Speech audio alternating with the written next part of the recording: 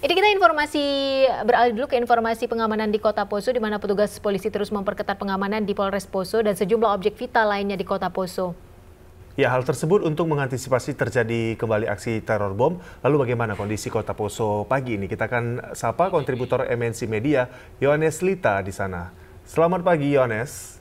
Selamat pagi. Ya, bisa disampaikan kepada pemirsa bagaimana kondisi Kota Poso pagi ini? Ya, situasi di Kota Poso pada hari ini terpantau tetap berjalan dengan baik, dengan normal, di mana aktivitas warga masyarakat umumnya juga berjalan seperti biasanya, meskipun sebelumnya 2 hari yang lalu sempat terjadi aksi teror.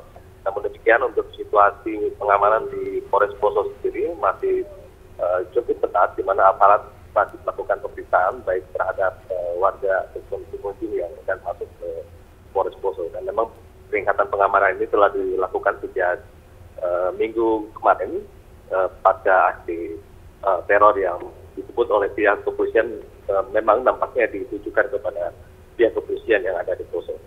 Demikian. Baik, Yohanes, kondisi di Poso saat ini sudah kondusif. Lalu mengapa seolah-olah keamanan di sana diperketat pengamanannya oleh pihak kepolisian? Ya, selain memang masalah ancaman teror yang sempat terjadi banyak 2 kali pada hari Minggu, di Poso sendiri masih juga hingga saat ini sebenarnya masih digelar operasi Tinombala, di mana operasi ini masih mencari sisa-sisa dari kelompok teroris Santoso, dan sejauh ini masih 7 orang lagi dari 3 kelompok itu yang masih dicari, dan tentu saja bagi kepolisian masih adanya sisa-sisa dari kelompok teroris ini masih menjadi ancaman untuk keamanan di Poso itu sendiri. Baik, Yohanes, berarti bisa dikatakan ada beberapa yang menjadi target dari pihak kepolisian juga mungkin yang diduga sebagai anggota dari teroris.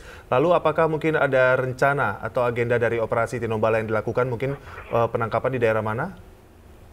Sampai sejauh ini upaya pengejaran terhadap sisa dari kelompok teroris Santoso itu masih dilakukan di wilayah hutan pegunungan yang ada di Poso. Memang wilayahnya sangat luas, tentu luas, itu mengikuti 7 wilayah kecamatan, artinya luas wilayah hutan itu meliputi 7 wilayah kecamatan, dan ini memang membutuhkan waktu yang sudah cukup lama, di mana operasi Tinombala ini sendiri telah dimulai sejak 15 Januari 2016 dan hingga kini memang masih berproses.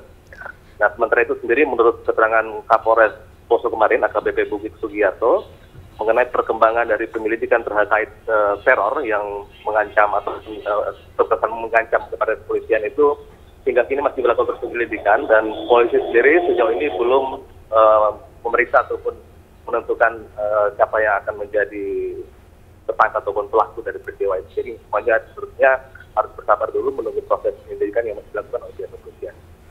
Dari informasi yang Anda terima di sana, Yohanes, butuh waktu berapa lama akhirnya polisi nantinya bisa menetapkan atau menemukan dalang di balik teror? Ya, ini masih agak susah untuk untuk menentukan itu ya, karena ini masih berproses seperti kata ataupun penjelasan pihak kepolisian sendiri. Baik, Yohanes, belum ada keterangan lebih jauh mengenai hal itu.